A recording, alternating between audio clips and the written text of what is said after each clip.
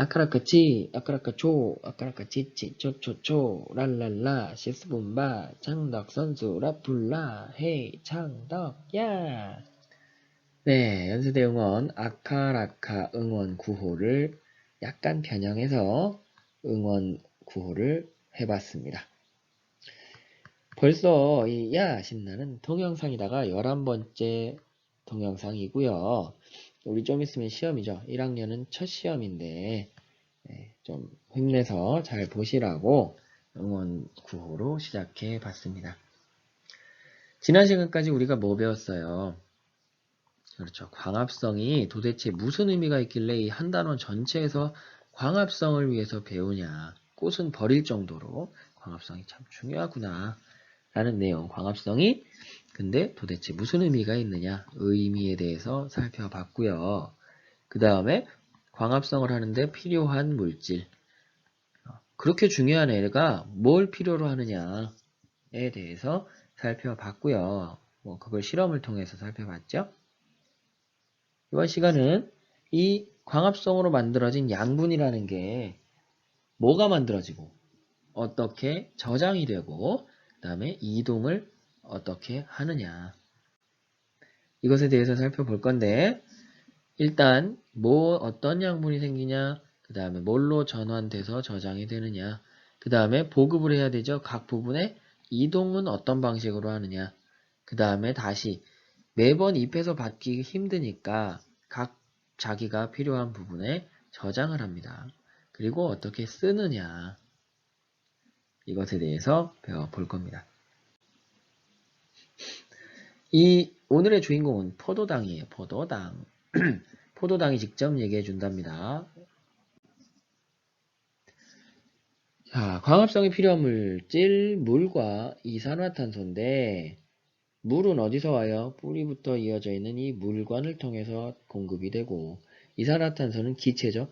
기체는 기체 구멍을 통해서 이동을 하게 됩니다. 들어오고 나가는 거. 뒷면으로부터 이렇게 들어와요. 지금 앞면에서 이렇게 공급하는 것 같지만 실제 어디? 뒷면 기공에서 이루어집니다. 기공은 공변세포와 공변세포의 틈이라고 했죠. 기공과 공변세포는 구분을 해주셔야 됩니다. 그렇게 해서 이루어진 광합성으로 누가 생겨요? 포도당과 산소가 생깁니다. 산소도 기체죠? 어디로 나가겠어요? 기공으로 나갑니다. 포도당과 산소는 광합성으로 생기지만 곧바로 헤어지게 됩니다. 안녕. 어떻게? 왜 헤어질까요? 산소는 기체니까 부피가 굉장히 크죠. 잎에다가 보관하고 있을 수가 없어요. 그래서 어디로 나갑니까? 기공을 통해서 식물나라 안녕 하게 됩니다. 얘도 역시 잎 뒷면 기공으로 나가게 돼요. 자, 산소를 만들고 나면 일부분은 자기가 써요. 씁니다. 그리고 남는 애들은 사실 이게 대부분입니다. 조금만 쓰면 돼요. 낮에는. 남는 애들은 어디? 기공을 통해서 나간다. 기체는 다 기공을 통해서 이산화탄소, 산소, 수증기 기공을 통해서 나갑니다. 그럼 포도당은 어떻게 되느냐? 포도당은 물에 잘 녹기 때문에 광합성을 하면서 가지고 있기가 좀 껄끄러워요. 그래서 포도당들을 모아서 큰 덩어리로 만들어 버립니다. 완전히 다른 물질이 되는 거예요. 그냥 포도당을 쌓아놓는 게 아니라 녹말이라는 애로 모아서 포도당을 이렇게 모아서 손을 잡게 되면 새로운 물질 녹말이 만들어집니다. 이 녀석은 물에 잘 녹지 않아요. 그래서 포도당은 광합성으로 만들어지고 나서 그 다음에는 식물이 하는 거죠. 포도당은 광합성으로 만들고 그 다음에 식물이 물에 녹지 않는 녹말로 저장한다.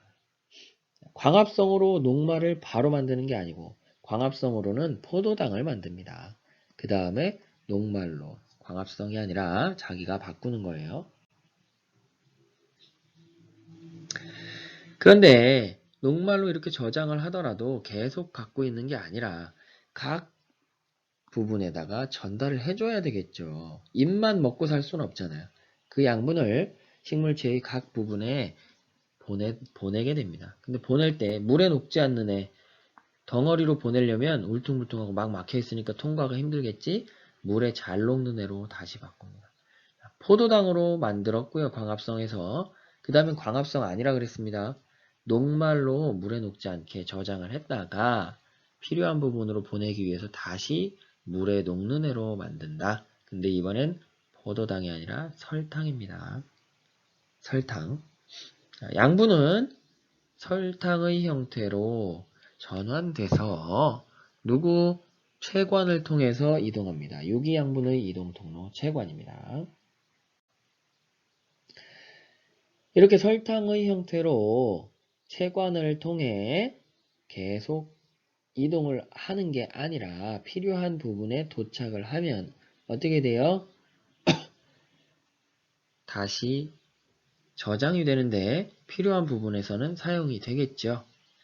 자, 잎으로부터 뿌리나 줄기, 열매 이런 각 필요한 기관으로 필요한 부분으로 전달이 되고 나면 이런 식으로 사용이 될 거다. 어떻게 사용이 될까요? 네, 먼저 호흡의 연료가 됩니다. 당장 먹고 사는데 이용이 된다는 거예요. 우리가 숨을 쉬지 않으면, 숨 쉬는 걸 보통 호흡이라고 하죠. 숨 쉬지 않으면 애써 먹은 밥도 쓸 수가 없어요. 호흡은 양분을 소모해서 에너지를 만들어내는 것을 호흡이라고 합니다. 그래서 에너지를 얻는 과정이에요. 광합성은 에너지를 저장하는 과정. 호흡은 에너지를 만들어내는 과정이다. 라는 거 기억을 하시고요. 이때는 산소가 들어오고 이산화탄소가 배출돼요. 야, 나머지 부분은 호흡 부분에서 뒤에서 다시 좀 구체적으로 배우고요. 광합성 결과물을 우리가 어떻게 이용하는지를 집중적으로 다룹니다. 이 단원에서. 그래서 설탕은 여러 가지 필요한 곳으로 다 보내진 다음에 그 세포들이 각각 필요한 단백질이나 지방 이런 식으로 세포를 구성하는 원료로 이용됩니다. 그 다음에 식물체의 생장에 쓰인다. 식물체를 필요한 것들을 이렇게 만들어내는 단백질, 지방 같은 원료로 이용이 되면서 식물체가 이렇게 튼튼해지고 이렇게 자랄 수 있도록 하는 역할을 한다. 설탕을 그대로 쓰는 게 아니다. 라는 거죠. 그래서 이 설탕으로 이용하기도 하지만 녹말, 지방, 단백질 이런 애들로 전환돼서 저장이 되는데 딸기 같은 경우는 열매에 저장을 하고요. 감자는 줄기에 저장하는 애예요. 고구마는 뿌리에 저장합니다. 보통 이런 애들은 녹말 형태로 저장이 돼요. 녹말. 녹말은 그렇게 또 달진 않죠? 그죠? 근데 포도당 같은 애로 저장되면 굉장히 달게 저장돼요. 단맛이 나요, 단맛. 이런 식으로 저장이 된다. 저장 형태는 변화, 보리, 감자, 고구마 이렇게 단맛이 좀 덜 나는 애들 주로 녹말로 저장되고요. 설탕은 사탕수수나 사탕무 이런 애들 사탕수수에 설탕으로 저장돼. 그래서 우리 먹는 설탕은 실제로 사탕수수에서 많이 얻어집니다. 말 그대로 설탕이에요. 그 다음 포도당은 양파나 과일 같은 애들 과일 먹으면 달죠 보통. 달지 않으면 잘 안 먹어요. 양파도 단맛이 납니다. 그래서 포도당 형태로 주로 과일이나 양파, 얘네들은 열매에서 저장하는 거죠. 그리고 콩이나 밀 같은 애들은 단백질, 우리 단백질이 풍부한 식품이다라고 얘기하는 거. 얘네 다 뭐가? 결국은 포도당에서 시작하는 겁니다. 포도당으로 만들었다가 녹말로 저장하고 설탕으로 이동시킨 다음에 우리 각자에게 맞는 형태로 다 저장을 한다라는 거예요.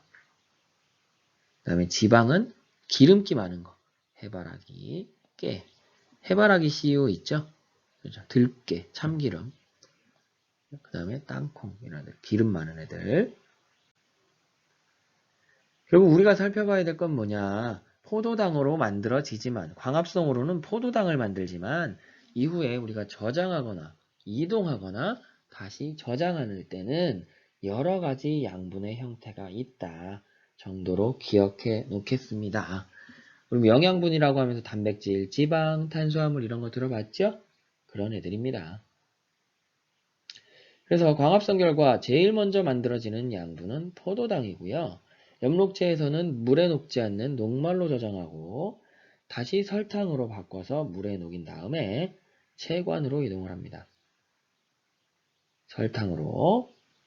주로 언제 이동해요? 밤에 이동합니다. 낮에는 광합성에서 녹말로 저장하느라 바빠요. 밤에 이동합니다. 자, 정리해 보겠습니다.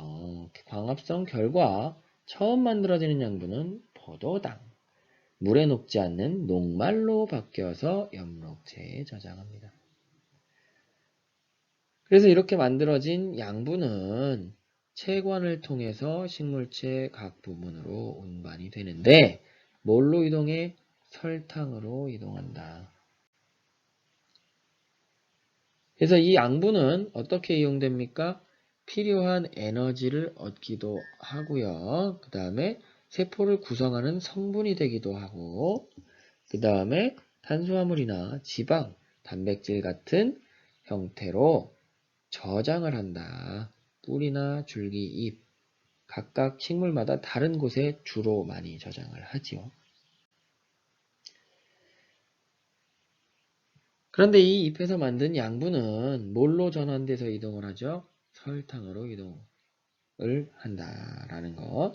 사탕수수는 특이하게 그 설탕 그대로 어디 줄기에다가 저장을 하는 애죠.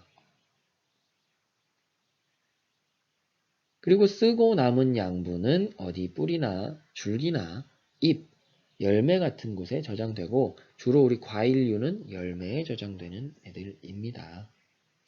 자, 여기까지 광합성으로 처음 만들어지는 양분이 뭔지, 저장은 어떻게 되는지, 그 다음에 이동은 뭘로 하는지, 그 다음에 이동하고 나서 저장은 어디다 하는지 내용을 정리해 봤습니다. 11번째 시간 끝입니다. 다음 시간에는 뭐 배울까요? 그러면 이렇게 중요한 광합성이 먹고 사는 데도 쓰고 크는 데도 쓰고 몸을 구성하는 데도 쓰는 이 중요한 광합성이 어떻게 해야 잘 일어나는지 누구에게 영향을 받는지에 대한 내용을 배우면서 광합성 가보겠습니다. 안녕.